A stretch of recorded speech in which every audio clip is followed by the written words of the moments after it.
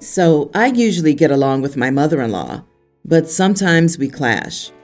The only relevant time we've had issues was a few years ago when we were on a family vacation and got into a massive fight. The long and short of it was, I missed an important family dinner at the restaurant my mother-in-law and father-in-law met at. Usually when I'm on vacation, I don't like to schedule stuff out and just explore and have fun, so I got distracted and missed dinner. Last week I learned that my mother-in-law and all my sisters-in-law are going on a trip to California this summer. Apparently they planned this since last year, and I was specifically left out of all the planning. My sister-in-law said that my mother-in-law chose not to invite me because of the fight we had about that dinner years ago. I'm the kind of person who likes to deal with things head on, with no petty BS, so I called my mother-in-law up last night. She at first said it wasn't personal. She wanted to plan many activities over the week in Cali, and she knew I wasn't one for the long planned itineraries. I said that was crap, because I could come and still hang out with them at the beach and hotel while going to the planned stuff I chose. She then said that she wouldn't pay for a flight and hotel for me just to choose to stand up to everyone. Things got heated quickly, and she told me that she swore to herself never to pay for another of my trips after ruining her anniversary trip like I did, just because I'm selfish and can't bother to do things other people want to do. This was complete BS, and I called her out on it. We ended up fighting and I hung up. I texted all my sisters-in-law, telling them that I was utterly disgusted that they would all leave me out of this just because my mother-in-law has a petty grudge against me and can't stop being a control freak for 5 seconds. Today I woke up to text after text telling me to grow up, and she wasn't the only one who didn't want me there. My husband supports me 100%, but apparently he got chewed out by his mother today, and he said now he's staying out of it. So now I'm starting to wonder if calling her out like this was too far, and that I should have just been the bigger person. I don't know though. So she's paying for the trip so that everyone can spend time together and do activities together. And your position is that you'll pick and choose the activities that you're interested in. You are the idiot. She doesn't owe you a free trip. Don't forget the fact that the previous trip was to celebrate the in-laws' anniversary, and she couldn't even bother to show up for dinner. I also wonder whether some planned activities require reservations or deposits that would be wasted if Little Miss Free Spirit wanders off again. OP isn't that special, and no one will give her a full paid vacation so she can do what she wants on their dime. But wait, she got distracted and missed dinner. And where was the husband, the actual son, while she was distracted? Did he go to the dinner while this lady was out screwing off? Because she made it sound like she was the only one who missed the anniversary dinner, and then argued with mother-in-law for missing an important anniversary dinner instead of apologizing profusely on an anniversary trip funded by the anniversary couple. The entitlement is awe-inspiring. Honey, I've got news for you. It wasn't just about the dinner. I don't know what it was, but it wasn't just that you missed dinner. Your sisters-in-law confirmed that it's not just your mother-in-law who doesn't want you there, suggesting bigger issues. And your mother-in-law was apparently right. She wanted to treat people to a trip with a specific itinerary. You confirmed you have no intention of following an itinerary. So there you go. It's not the trip for you. You don't get to demand a free trip on your terms. It's obvious what it was. OP seems very rude and abrasive. The "I'm just brutally honest" type for sure. OP, you have an amazing sense of entitlement to think that your mother-in-law is required to invite you and pay for your trip. You may have some point if you were paying your own way, but you're a freeloader who didn't bother to be thankful in the past and is now surprised not to be invited again. Your husband should be standing up to you. He should be calling you out for your poor behavior. Instead, you're aggressively mistreating his family. Obviously, he can't have a frank discussion about these issues because you'll fly off the handle. I feel sorry for him. My husband and I have 2 boys. I have a cat, 6, and he has a dog, 2. I've never been a dog person. I knew I'd had to overcome my trauma eventually, so after months of harping on me about getting a dog, I allowed it. But it wasn't without protest. I adore some dogs, like my mom's girl, who's hands down probably the best dog on this planet. But in most cases, I truly just don't like them. And it's not the dog's fault, but the owner's lack of training. So when I finally caved and let him get a dog, I clarified that he was to train the dog and that I would not be responsible. He got the dog, she's a healer, 2 weeks ago, and she's a terror. 100% my husband's doing. It's not even her fault. She still gets in the garbage, still has accidents inside. Her anxiety's to the point of her whining nonstop and constantly underfoot. She barks and whines whenever she's in the vehicle, and he insists on bringing her everywhere. She's reactive. She's food-driven to the point of excessively sniffing the floors for hours on end and never stops until she tires herself out.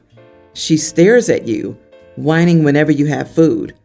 I was just able to get her to stop nipping faces, her idea of playing and showing affection, if you go based on what my husband claims. He is the problem, but it has admittedly made me feel like I'm held captive in my home. My kids also don't want this dog and never have, but again, it's because of my husband. Well, we found a rent-to-own that my husband desperately wants. He fell madly in love with it. We've been searching for a while, but they've clarified that only one pet is allowed. My immediate reaction was, well, this won't work, whereas his reaction was, who can we get to take the cat?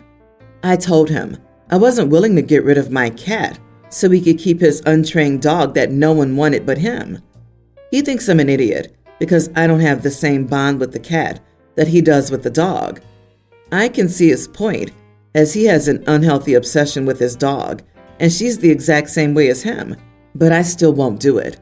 He says this may be the only chance we have for a while to get into a home, which also could be true, but I still stood firm. He won't speak to me and has been snuggling his dog nonstop for 4 days straight. Am I the idiot? Edit. I've talked to him until I'm blue in the face about getting her into training, especially due to her being reactive and resource guarding. He outright refuses. He says paying someone that much money is a waste of money when we could just do it ourselves. He won't get her medicated for her anxiety outside of THC chews, which simply do not work. Girl, rehome your husband. You didn't ask him to get rid of his dog. He didn't even ask. He assumed you would get rid of your cat.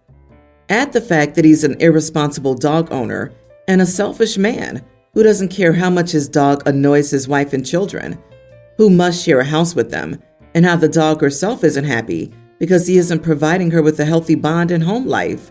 He's the idiot for sure. This is the answer. The husband doesn't respect OP, and he certainly doesn't care about the children. If he's keeping a dog that nips at their faces in the house, he even goes so far as to intentionally undo the OP's training. So he's weaponizing the dog against OP, and that's unacceptable. And that dog needs a better owner who's going to train it. But really, people on this sun constantly complain that people here are always quick to say, throw the whole man away. But so many of the men these stories are about appear to have no redeeming factors. It makes me feel like every other OP needs to acquire 3 things: a spine, some higher standards, and a good divorce attorney. My daughter, 31, and her wife, 33, and their son, kindergartner, live in a different state. I, 60 female, am always the one who goes to visit them in their house because of my daughter-in-law's busy work schedule. My daughter said she wanted to come and see me and her old friends with her family. They're currently renovating their house. They have a home in our city and usually stay there and rarely come over. My daughter asked me if they could stay with me. I said, of course. When they arrived, I mentioned that I had prepared each of them a different room, one for my daughter, one for my daughter-in-law, and one for my grandson. My daughter said I was being unreasonable and that she wanted to sleep in the same room as her wife. I said I made her brother and his wife do the same thing when they visited, and they never complained. My daughter told my daughter-in-law to arrange for a hotel. I was really hurt by her decision and said I'd hope she'd just stay, and it was a few days. She said she hadn't slept apart from her wife for 9 years and wouldn't start doing that now. They left and stayed at the hotel. My daughter is still cold to me, and my friends think I acted like an idiot. Was I the idiot? Info. I had prepped each of them a different room. Why? I made her brother and his wife do the same thing when they visited. Why? Why on earth are you making married couples sleep in separate rooms? I think you know the answer here. Mommy wants to exert control over her grown-up children. OP, they're married with a kid. She's not a teenager you're trying to protect from the atrocity of intimacy out of wedlock. As for your son and his wife, I'm confident that they never openly complained, but had plenty of problems about it behind closed doors and didn't want to confront you about it.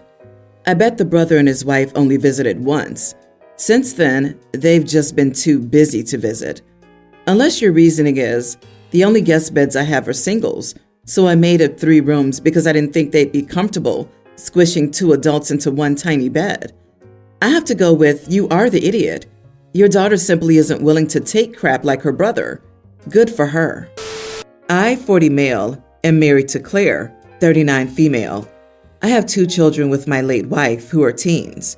Claire has a grown son in his 20s. My late wife was Maggie, and I still love her and always will. She passed when our 2 kids were 2 and 3 years old.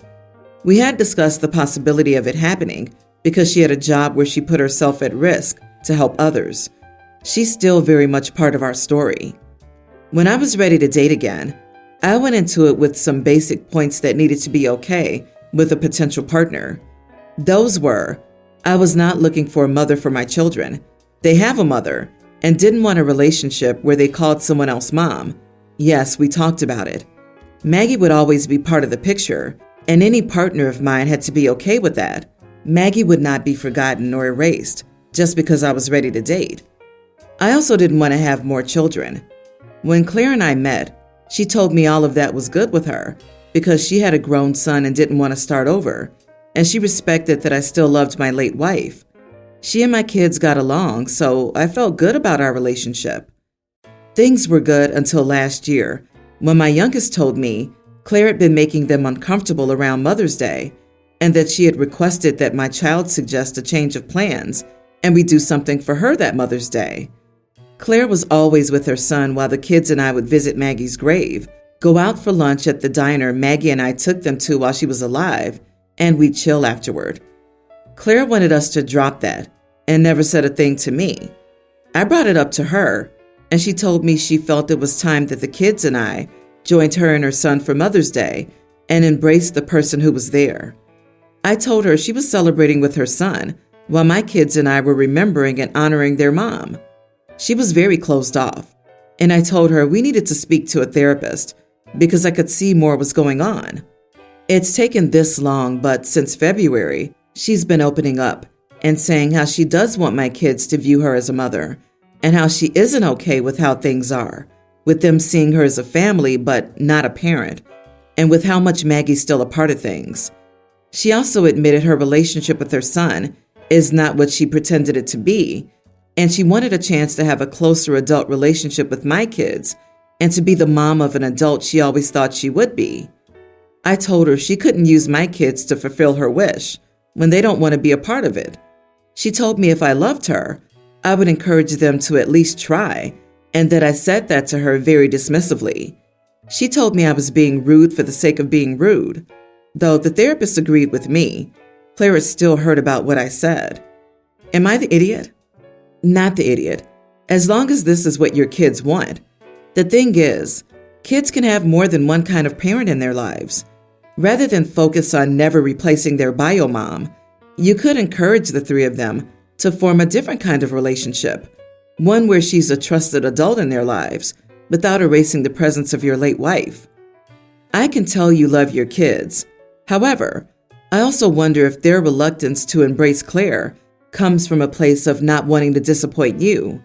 They were tiny when Maggie died and aren't likely to remember much about her, but they instinctively understand your position on this. Being a step-parent is incredibly challenging.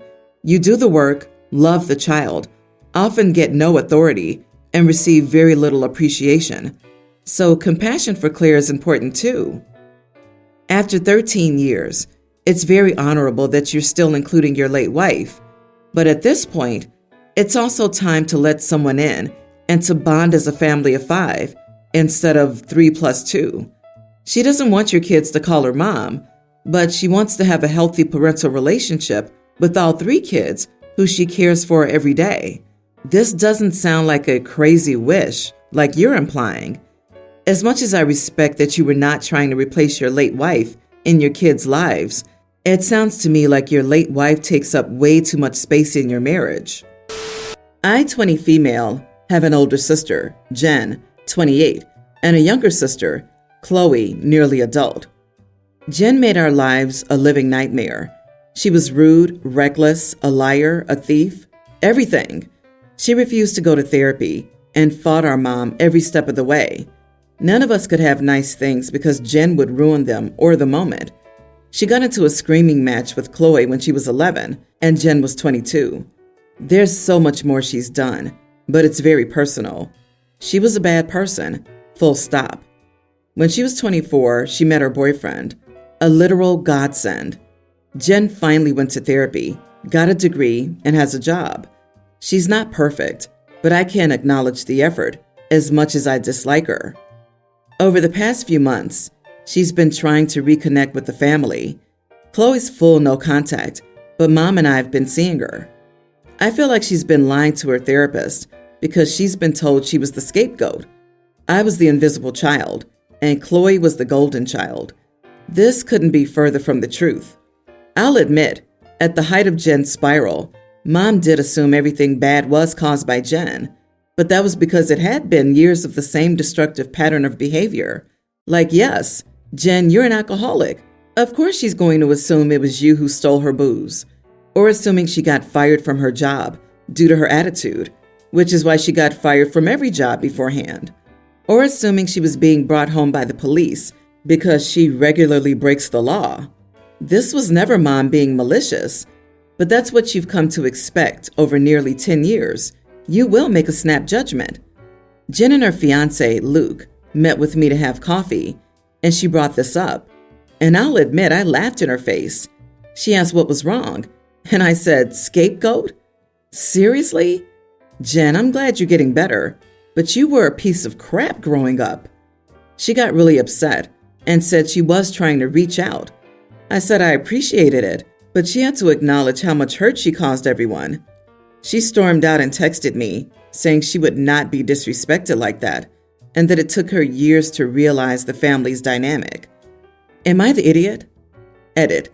I also want to clarify that Jen assigned these labels to us, not her therapist. I've learned that respectable therapists don't use terms like these. So my best guess is Jen has pulled this out of her butt while we were meeting, or her therapist reinforced it. Either way, Jen came up with this alignment, making me skeptical of her. Not the idiot. Your words were harsh, but they sound like they're spot on. Wording aside, your point was to acknowledge her growth, but also point out that it's not okay to claim victimhood after the fact if it keeps you from taking responsibilities for your actions. It sounds like she's made some strides. Still, if this turns into, I was actually the victim, her progress and therapy have gone sideways, and it'll become toxic again.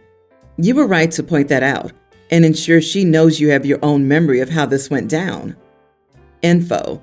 What was Jen's life like 8 to 13 years before you were aware of the family dynamic or could form memories? A lot of the behaviors you're talking about don't usually spring out of nowhere.